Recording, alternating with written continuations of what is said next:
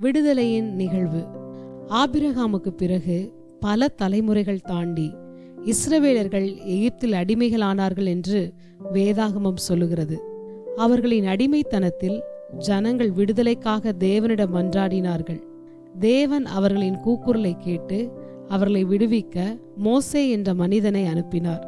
தமது ஜனங்களை வாக்குத்தத்தம் பண்ணப்பட்ட தேசத்திற்கு அழைத்து செல்லும்படி தேவன் மோசேயிடம் கூறினார். தேவன் தன்னிடம் பேசியதை நிரூபிக்க மோசே பல அற்புத அடையாளங்களை செய்தார். இறுதியாக பல அடையாளங்களுக்கு பிறகு எகிப்தியர்கள் எபிரேய மக்களை போக அனுமதித்தனர்.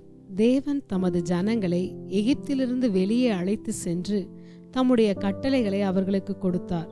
இவற்றில் 10 கட்டளைகளும் அடங்கும்.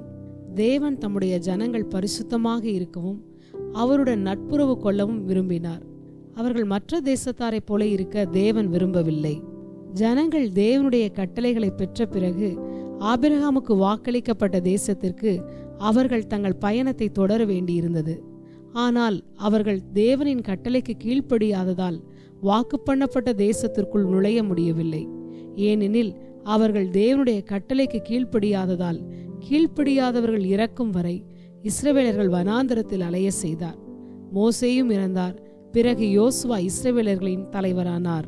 பல வருடங்களுக்கு பிறகு யோசுவா வயதான போது இஸ்ரவேலரின் மற்ற தலைவர்களை அழைத்தார்.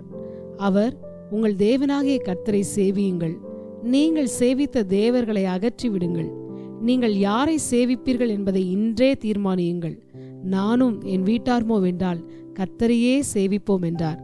ஜனங்கள் யோசுவாவை நோக்கி, நாங்களும் கர்த்தரையே சேவிப்போம் என்றார்கள். 2 தலைமுறை இஸ்ரவேலர்கள் மட்டுமே தாங்கள் சொன்ன வார்த்தையை கடைபிடித்து தேவனை மட்டும் வணங்கினார்கள். அதன் பிறகு அவர்கள் உண்மையான தேவனை விட்டுவிட்டு பொய்யான தேவர்களை பின்பற்ற ஆரம்பித்தார்கள்.